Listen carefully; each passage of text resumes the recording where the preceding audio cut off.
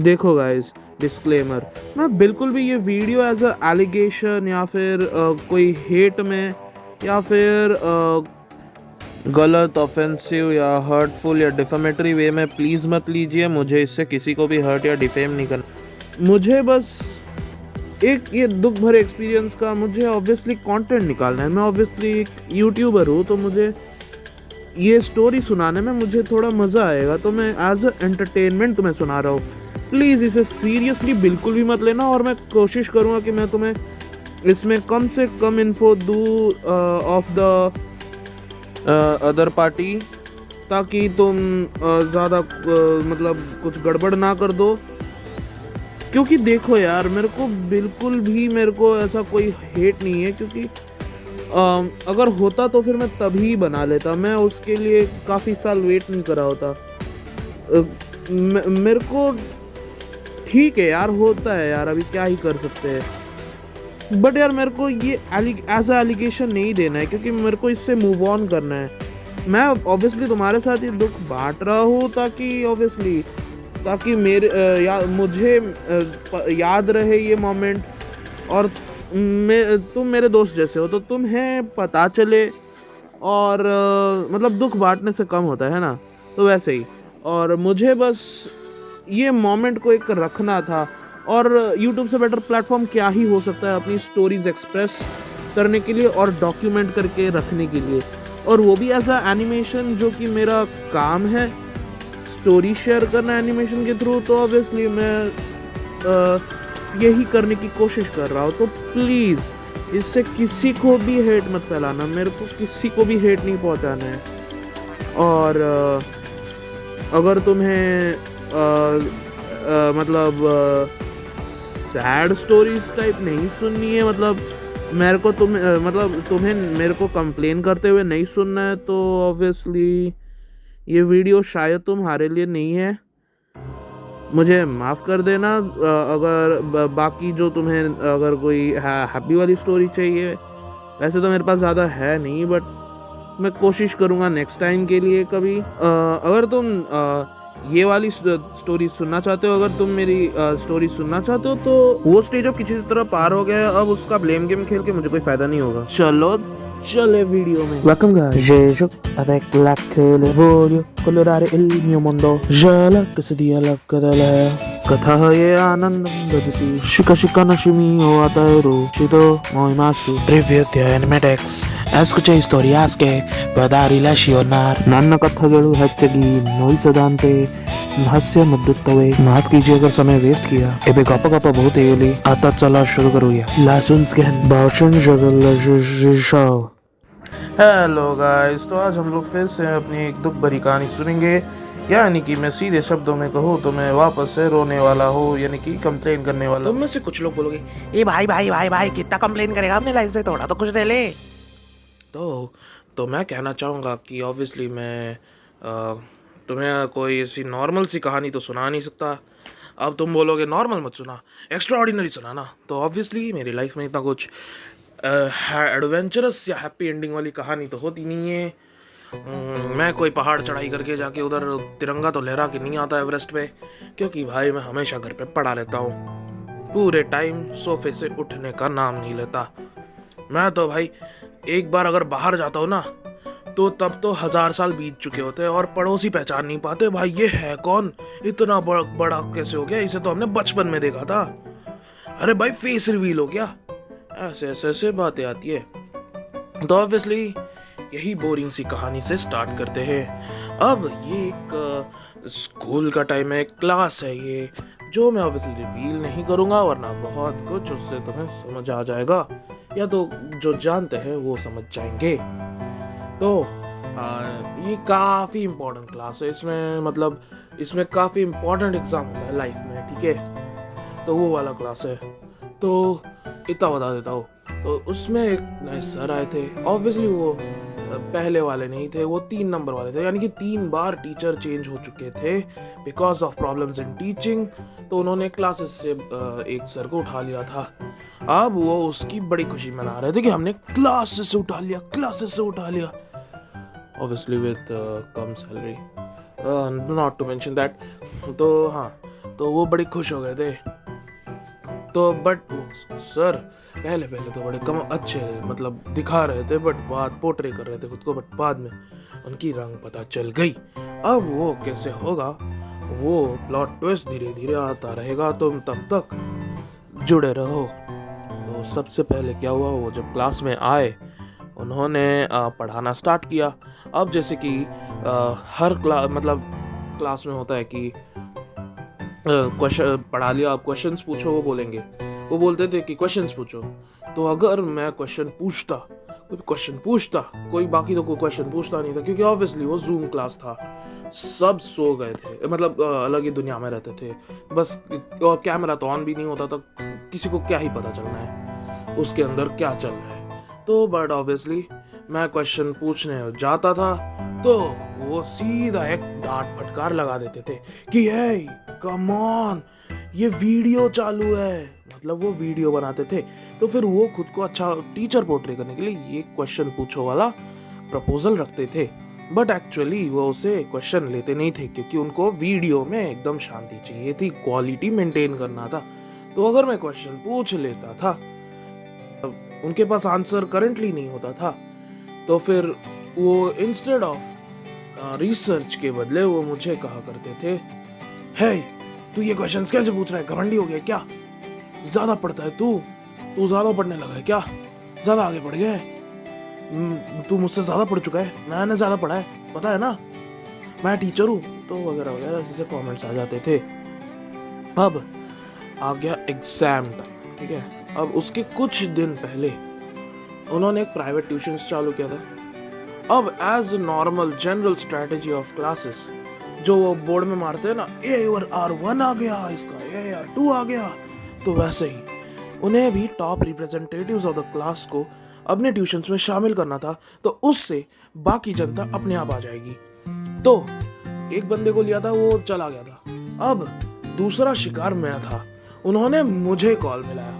अब ये प्रॉब्लम है कि मेरे को क्लासेस नहीं पसंद है, क्योंकि उससे मेरी पीस ऑफ माइंड जाती है, और दूसरी मैं टाइम मैनेजमेंट में काफी खराब हूँ, और I am okay with it, मेरे को सेल्फ स्टडी करने से ही मतलब मेरे को शांति मिल जाती है शायद। तो बट अब अगर उन्होंने कॉल किया, ठीक है, मैंने उन्हें मना किया, अब उन्होंने मुझे काफी कुछ बोल के कॉल किया अपने क्लासेस के लिए ऑब्वियसली। तो मैं फिर उनके क्लासेस को फिर भी जाने को मना करता था। अब प्रॉब्लम ये हुआ, एग्जाम्स आ गए, ठीक है। अब एग्जाम्स में उन्होंने अपने अफवाह है कि कुछ तो है, हम लोग को बताया था कि वो सर अपने ट्यूशंस वालों को विशेष छोटी कागजों से सहायता प्रदान करते थे ड्यूरिंग द एग्जाम्स। अब प्रॉब्लम ये है कि जब एग्जाम्स था तो ये प्रॉब्लम नहीं है सबसे बड़ी, ये प्रॉब्लम है, अभी तुम जो सुनोगे, रुको सब्र करो, अभी क्लाइमैक्स आ रहा है, थोड़ा तो इंतजार करना ही पड़ेगा। तो अभी जब एग्जाम्स हो गए तो उन्होंने मुझे फेल कर दिया, ठीक है।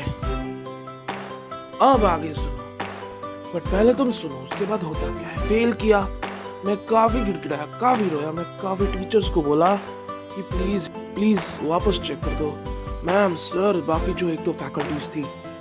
बट अब प्रॉब्लम ये है, वो सर थे फैकल्टी के हेड, उन पहले जो टीचर्स हाँ बोल रहे थे रीचेक करने के लिए, जब मैं देने जाता था तब वो सर उन्हें मना करके रख देते थे। अब ये मैं स्पेक्यूलेशंस नहीं मार रहा, ठीक है।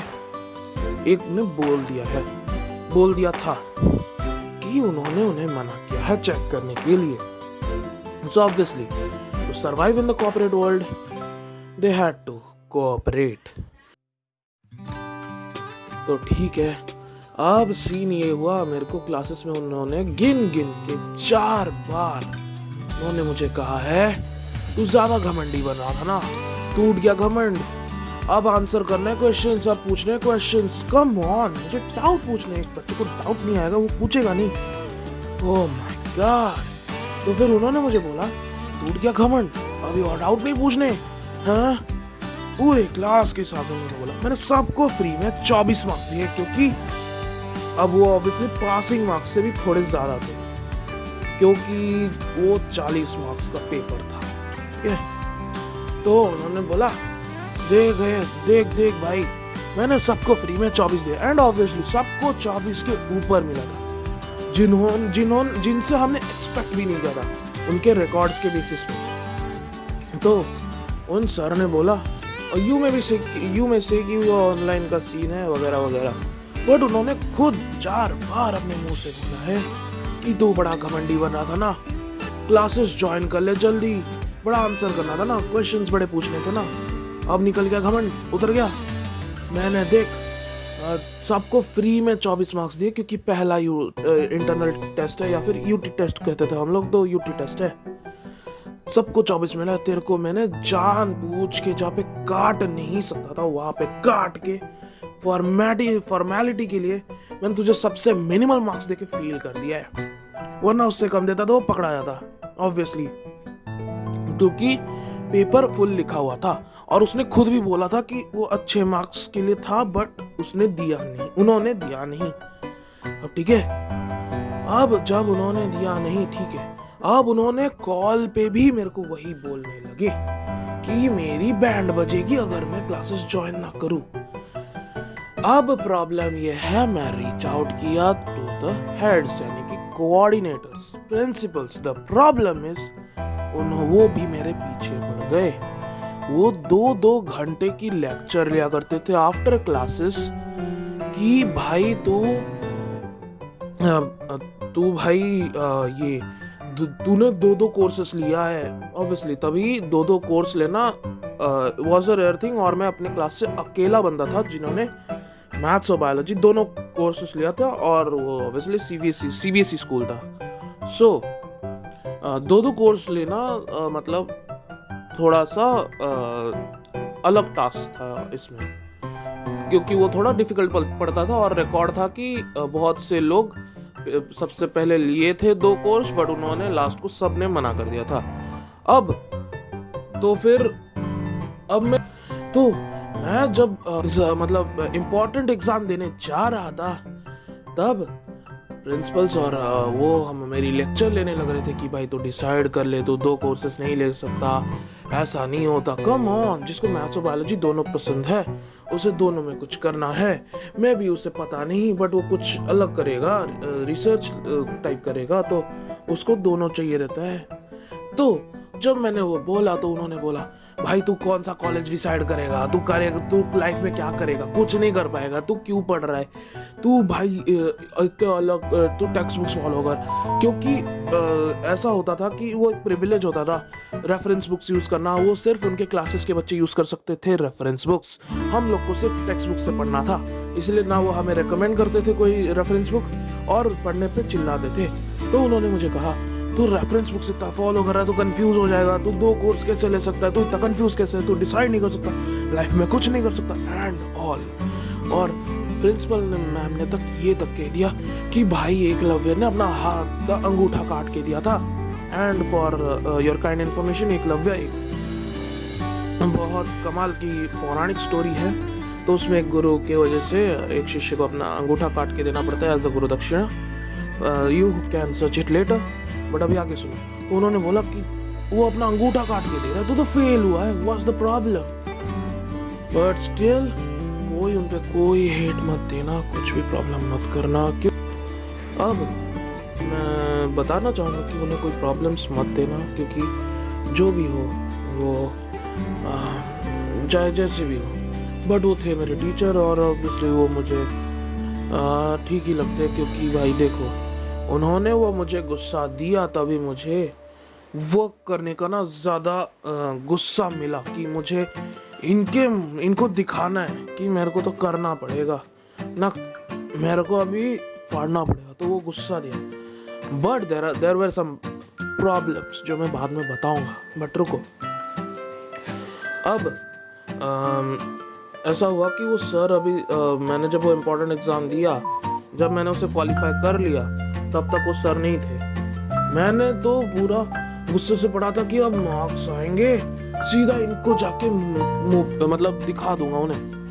But the damn thing was कि तब तक वो जा चुके थे, क्योंकि बहुत से पेरेंट्स ने ऑब्वियसली कंप्लेन करा था, क्योंकि उनके साथ भी कुछ ऐसा हुआ था। तो वो बहुत सारे मतलब पेरेंट्स ने ऑलरेडी कंप्लेन कर लिया था, और ऑब्वियसली सब चुप बैठने वालों में से तो होंगे नहीं, तो किया था तो उनको निकाल दिया गया। अब उन पे हेट मत डालना, कुछ भी मत डालना, ठीक है। कोई ये बस सिर्फ एंटरटेनमेंट के लिए, किसी को डिफेम या प्रॉब्लम देने के लिए नहीं है ऑब्वियसली। तो अभी इसके साइड इफेक्ट्स क्या हुए।